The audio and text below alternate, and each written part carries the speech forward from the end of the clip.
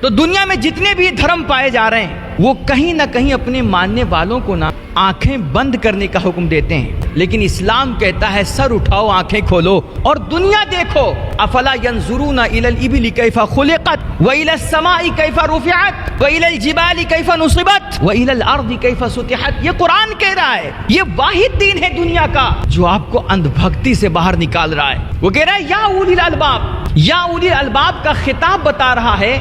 کہ اسلام ابو جہل سے بات کرنا نہیں چاہ رہا، اسلام جاہلوں سے الجھنا نہیں چاہ رہا۔ اے دنیا کے بڑے بڑے صاحبان عقل و خرد، اے دنیا کے بڑے بڑے دانشوروں، اے دنیا کے علم اور شعور رکھنے والوں، اور اے ستاروں پہ کمندے ڈالنے والوں، اے سمندر کی تہ میں اترنے والوں، اے چاند پہ جھنڈے گاڑنے والوں، اے سورج پہ پہنچنے کی کوشش کرنے والوں، اور اے اللہ کی کائنات کو مسخر کرنے والوں، اے بڑے بڑے سائنسدانوں اور اے بڑے بڑے وگیانکوں، آؤ اسلام کی بات سنو۔ اور آج بھی بہت سارے ایسے لوگ ہیں جن کا یہ ماننا ہے کہ یہ دنیا مایا جال ہے، لہذا تم بائی پاس گزر جاؤ، اس سے کچھ لینے کی کوشش مت کرو، کچھ حاصل کرنے کی کوشش مت کرو، نہ تم شادی کرو، نہ تم بیاہ کرو، نہ تم گھر بناؤ، نہ تم گاڑیاں خریدو، نہ تم بزنس تجارت کرو، تم اپنے ماں باپ کو، بھائی بہن کو، خاندان رشتہ دار کو، سب کو بھاڑ میں جھونکو اور خود کو لے جا کر کے کسی سناٹے میں ڈال دو۔ جب تک تم جنگلوں میں، بیابانوں میں جا کر کے، گفاؤں میں بیٹھ کر کے اپنی آتما کو پرماتما سے نہیں ملاؤ گے، جب تک تم کبھی کامیاب نہیں ہو سکتے ہو۔ لیکن اسلام کہتا ہے کہ وہ انسان جو سوسائٹی کے کام نہ آ سکے، وہ انسان جو دکھی انسانیت کے آنسو نہ پوچھ سکے، وہ انسان جو دکھ کے مارے ہوئے لوگوں کی مدد نہ کر سکے اور اللہ کے مجبور بے سہارا لوگوں کا سہارا نہ بن سکے، وہ جانور تو ہو سکتا ہے مگر انسان نہیں ہو سکتا۔ اسلام کی سب سے بڑی خوبی یہ ہے میرے بھائی کہ اسلام ہم پر کسی قسم کی پابندی نہیں لگاتا، ہمارے خواہشات کو بیجا کچلتا نہیں ہے، وہ ہماری فطرت سے کھلواڑ نہیں کرتا ہے، اور وہ ہمیں ہماری دنیا سے جدا کر کے، ہمارے معاشرے سے کاٹ کر کے ہمیں سنیاس لینے اور رہبانیت اختیار کرنے کا حکم نہیں دیتا ہے، بلکہ اسلام کہتا ہے کہ تم اپنی دنیا بہتر بناؤ اور دنیا میں اچھے سے اچھا کماؤ، اچھے سے اچھا کھاؤ، اچھے سے اچھا پہنو، تاکہ جب تم کبھی غیر کے انجمن میں بیٹھو نا تو تم ہی اس انجمن کی شان ہو، تم ہی اس انجمن کی جان ہو، دنیا کی نگاہیں تم پر ٹکی رہیں۔ اور ایک بزرگ تھے، وہ فرمایا کرتے تھے بیٹا تم جوتے اتنے خوبصورت پہنا کرو کہ دنیا کی نگاہیں تمہاری قدموں میں رہا کریں،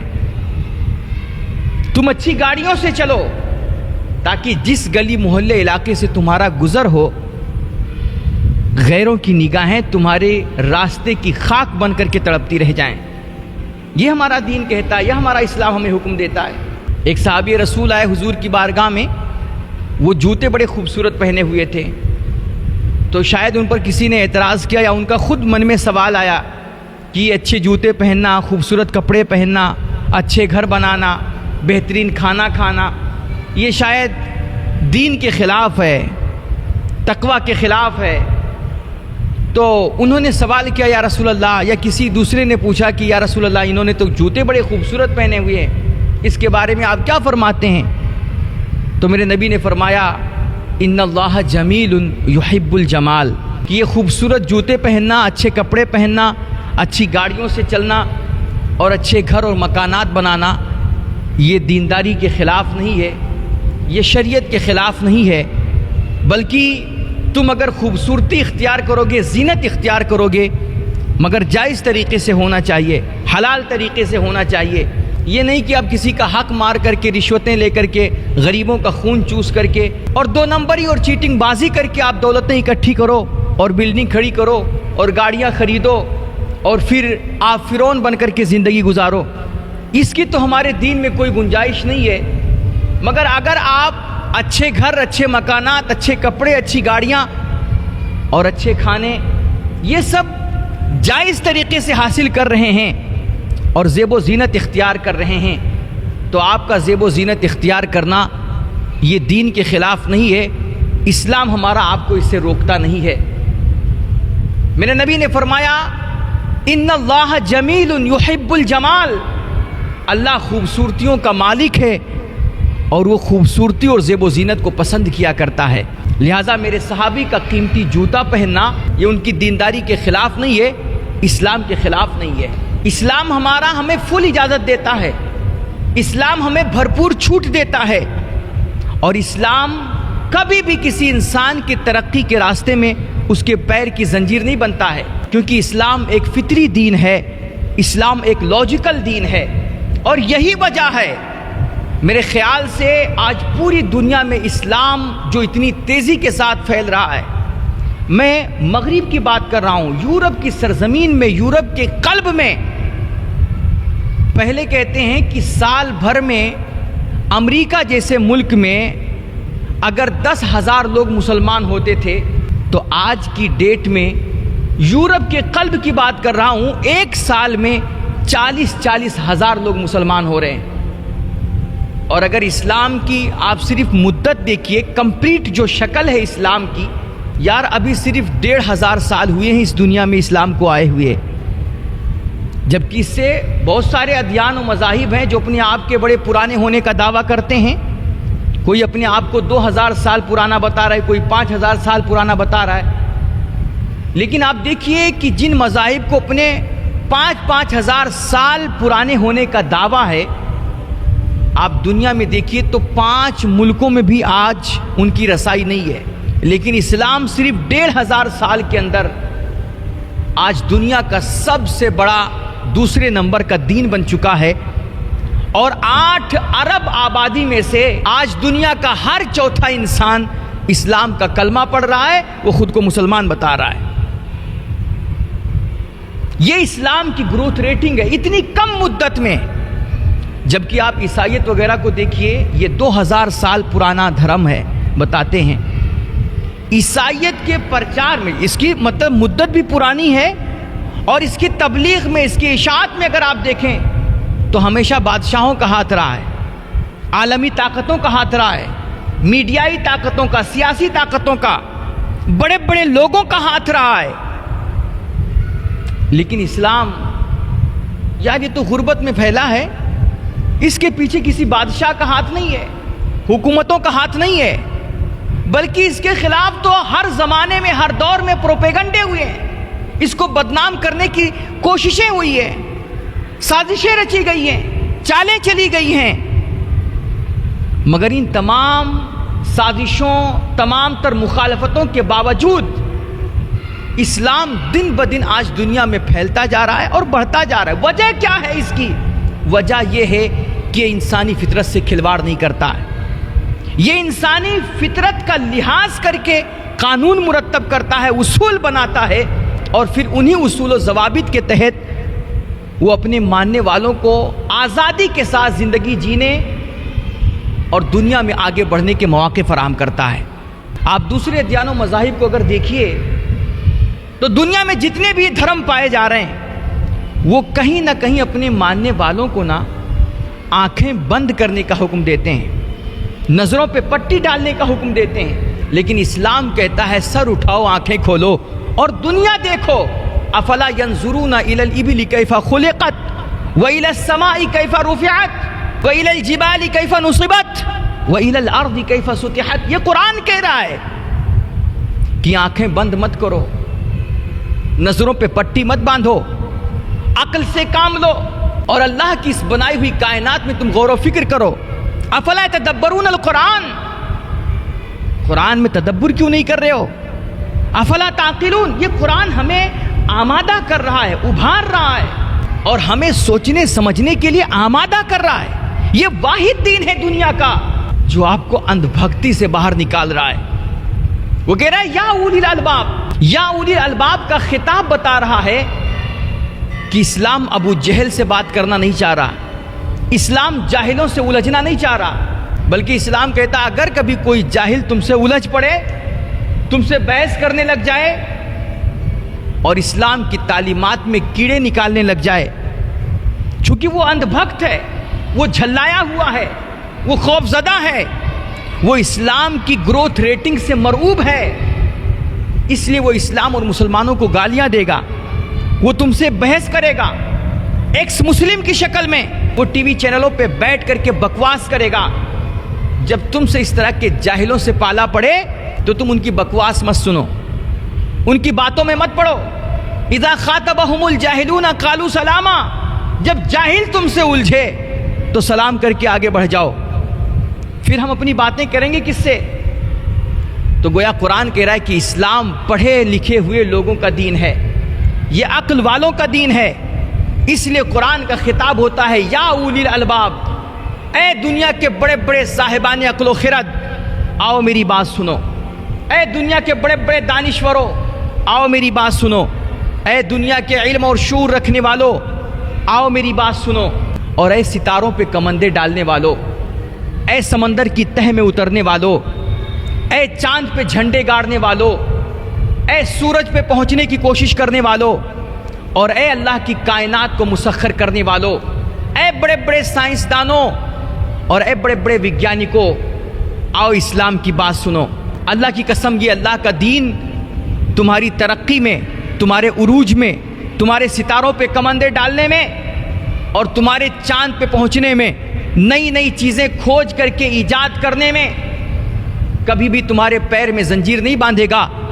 بلکہ دنیا کے ہر میدان میں تم پیچھے چلو گے، اسلام تمہارے آگے آگے تمہاری رہنمائی کرتا ہوا نظر آئے گا۔ اسلام تم کو نور دے گا، روشنی دے گا۔ آؤ اللہ کا قرآن پڑھو، آؤ مصطفیٰ کی حدیثیں پڑھو، اور آؤ اسلام کی بلند و بالا تعلیمات کو سمجھو۔ میں کہتا ہوں دنیا کا کوئی بھی بڑا ہٹ دھرم ہو، کوئی بھی بڑا ضدی انسان ہو، بس صرف وہ اپنی آنکھ سے تعصب کی عینک اتار دے اور ایک دفعہ وہ صدق دل سے، صاف من کے ساتھ اللہ کا قرآن پڑھ لے، مصطفیٰ کی حدیثیں پڑھ لے اور اسلام کی تعلیمات میں وہ ایک دفعہ غور کر لے، اللہ کی قسم ان تعلیمات میں اتنا حسن ہے، اتنی کشش ہے، اتنا اٹریکشن اور جاذبیت ہے، اور اسلام کی تعلیمات میں وہ کمال ہے۔ اور اسلام کی تعلیمات میں انسانیت کے لیے جو ہمدردی چھپی ہوئی ہے، جو بھلائی چھپی ہوئی ہے، اور قوموں کا جو عروج چھپا ہوا ہے، ترقی کی جو راہیں اسلام نے ہمیں آپ کو دی ہیں، کوئی بھی سوجھ بوجھ رکھنے والا انسان اگر ایک دفعہ ان تعلیمات کو پڑھے گا نا، وہ کتنا بھی بڑا ضدی اور ہٹ دھرم انسان ہو ہی نہیں سکتا کہ وہ اسلام کی تعلیمات کو پڑھ لے اور اس کا دل اسلام کی طرف مائل نہ ہو۔ آج ہمارے یہاں پرابلم یہ ہے کہ آج جو اسلام کی ہمارے آپ کے ہاں مخالفتیں ہو رہی ہیں اور اسلام اور مسلمانوں کو جو گالیاں دی جا رہی ہیں، اس کی وجہ یہ ہے کہ یہ لوگ گالیاں دینے والے اصل میں جھلائے ہوئے ہیں، یہ ان کی بوکھلاہٹ ہے، اور ان کے اندر بھکتی تو پائی جاتی ہے لیکن علم اور شعور اور شکشا نہیں پائی جاتی ہے۔ اگر یہ علم حاصل کر لیں، ایجوکیٹڈ ہو جائیں، اور یہ ذرا بھی اگر عقل اور شعور سے کام لے لیں، اللہ کی قسم کبھی بھی اسلام اور پیغمبر اسلام پہ یہ انگلی نہیں اٹھا پائیں گے، ہو ہی نہیں سکتا۔ تو آج جو لوگ اسلام کی مخالفت کر رہے ہیں، اسلام اور مسلمانوں کو گالیاں دے رہے ہیں، دراصل ان کی جھلاہٹ ہے، ورنہ اسلام جب بھی پڑھے لکھے ہوئے لوگوں کے بیچ ڈسکس ہوا ہے، ایجوکیٹڈ لوگوں کے بیچ ڈسکس ہوا ہے،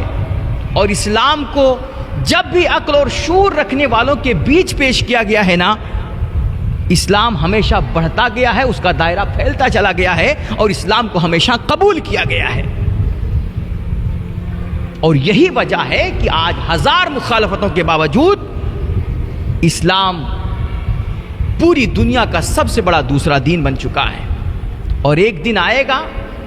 انشاءاللہ گھر گھر میں اسلام کا پرچم لہرائے گا۔ یہ آج عالمی میڈیا تو کہہ ہی رہی ہے، باطل طاقتوں کا بھی اعتراف ہے، وہ مرعوب ہیں، اسی وجہ سے وہ جھلائے ہوئے ہیں، اور اسلامی تعلیمات بھی یہ بتا رہی ہیں، مصطفیٰ کی حدیث کا مفہوم ہے کہ چاہے کوئی کچا گھر ہو یا پکا گھر ہو، ہر ایک گھر میں اسلام کا فریرہ لہرائے گا، اور چاہے کوئی مجبوراً مانے چاہے مسروراً مانے، چاہے عزت کے ساتھ اسلام قبول کرے چاہے ذلت کے ساتھ اسلام قبول کرے، لیکن ایک دن آئے گا بہرحال اللہ کا یہ دین غالب ہوگا، اور ہر ایک کو بہرحال اللہ کا یہ دین غالب ہوگا، اور ہر کس و ناکس اسلام کا کلمہ پڑھے گا۔ تو اسلام ایک مکمل ضابطۂ حیات ہے، اسلام ہی دنیا کا واحد دھرم ہے۔ اب کسی بھی دھرم والے سے پوچھ لیجئے، صرف اتنا پوچھئے کہ آپ ٹوائلٹ پیشاب جانے کا اپنی دھارمک کتابوں سے ہمیں کوئی طریقہ بتا دیجئے۔ کوئی اپنے آپ کے پرانے ہونے کا کتنا بھی دعویٰ کر لے، لیکن دنیا کا کوئی بھی دھرم آپ کو ٹوائلٹ پیشاب جانے کے طریقے نہیں بتائے گا، آپ کو کھانا کھانے کے طریقے نہیں بتائے گا، آپ کو بستر پہ سونے کے طریقے نہیں بتائے گا۔ یہ دنیا کا واحد دھرم اسلام ہے جو آپ کو پیدائش سے لے کر کے قبر میں اتارے جانے تک، بلکہ قبر میں کیسے لٹانا ہے، تختہ کیسے رکھنا ہے، جنازہ کیسے پڑھنی ہے، کفن کیسے، یہ ساری چیزیں پوری مکمل ڈیٹیل کے ساتھ پیدائش سے لے کر موت تک، اور موت سے لے کر کے قبر میں دفنائے جانے تک، اور پھر مسجد سے لے کر بازار تک، اور بازار سے لے کر کوٹ کچہری تک، اور صبح سے لے کر شام تک، شام سے لے کر صبح تک آپ کو قدم قدم پہ رہنمائی کرتا ہوا نظر آئے گا۔ ایک ایک چیز مکمل ڈیٹیل اور پوری تفصیل کے ساتھ آپ کو اس کی طریقے بتائے گا۔ سیاست کا میدان ہو، تجارت کا میدان ہو، زراعت کا میدان ہو، صنعت کا میدان ہو، دنیا کا کوئی بھی میدان ہو، کوئی بھی شعبہ ہو، کوئی بھی ڈپارٹمنٹ ہو، اور دنیا کی کوئی بھی فیلڈ ہو، اسلام کہیں بھی آپ کو تنہا نہیں چھوڑتا۔ اسلام آپ کی انگلیاں پکڑ کر کے آپ کے آگے آگے چل کر کے وہ آپ کو راہیں بتائے گا۔ تو اسلام کسی کی ترقی میں رکاوٹ نہیں بنتا، اسلام آپ کو پیسہ کمانے سے نہیں روکتا، دنیا حاصل کرنے سے نہیں روکتا، بلکہ خود قرآن کہہ رہا ہے، جو ہمیں قرآن نے دعائیں سکھائی، ہم نے بار بار اس بات کو عرض کیا ہے، قرآن کہہ رہا ہے ربنا آتنا فی الدنیا حسنہ وفی الآخرۃ حسنہ۔ یہ خود قرآن ہمیں تعلیم دے رہا ہے کہ جب بھی دعا مانگا کرو تو کہا کرو اے اللہ ہمیں دنیا کی بہتری عطا فرما،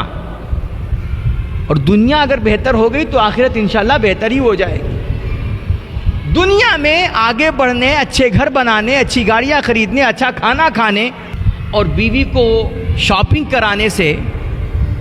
ہاں بے حیائیوں سے بچا کر کے، سر پہ دوپٹہ ڈلوا کر کے،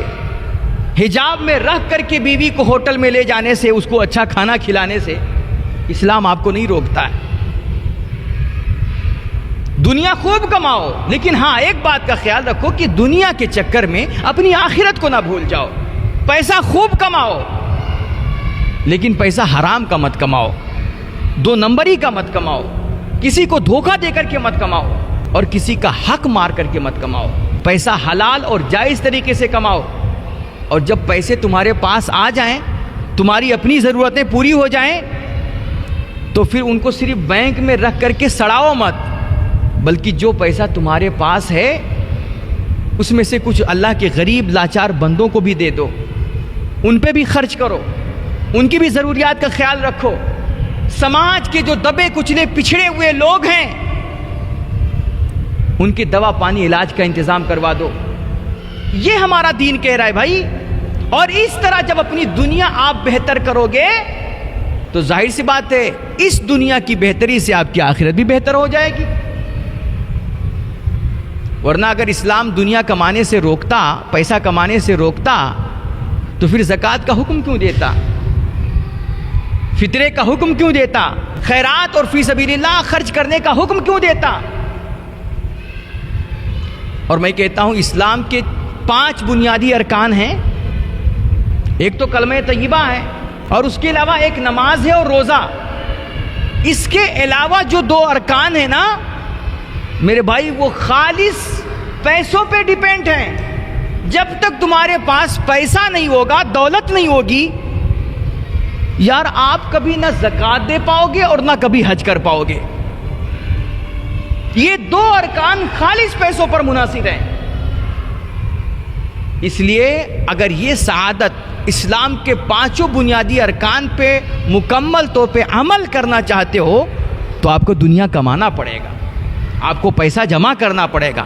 آپ کو جائز دولتیں حاصل کرنی پڑیں گی۔ اسلام آپ کے پیروں کی زنجیر نہیں بنتا ہے، اسلام اپنے ماننے والوں کو آزاد چھوڑتا ہے، ہاں کچھ اصول اور ضوابط ضرور مرتب کرتا ہے۔ آپ ان اصول و ضوابط کا لحاظ کرتے ہوئے پوری دنیا کو سمیٹ کر کے اپنی قدموں میں رکھ لیجئے، کوئی روک ٹوک نہیں ہے۔ اور شادی ایک نہیں، 4 شادیاں کیجئے، اسلام خود آپ کو حکم دے رہا ہے، مگر ہاں کسی کی ماں بہن بیٹی پہ گندی نگاہ مت ڈالیے، کسی کی عزت کے ساتھ کھلواڑ مت کیجئے، اس کی عصمت دری مت کیجئے۔ اسلام آپ کے خواہشات کو کچلتا نہیں میرے بھائی، بلکہ اسلام انسان کی ہر ایک خواہش کی جائز صورت پیش کرتا ہے، اس کی تکمیل کا ایک جائز راستہ اسے دکھاتا ہے۔ اللہ ہم سب کو اسلام صحیح معنوں میں سمجھنے اور اسلام کی تعلیمات پہ چلنے، اس پہ عمل کرنے کی توفیق رفیق عطا فرمائے۔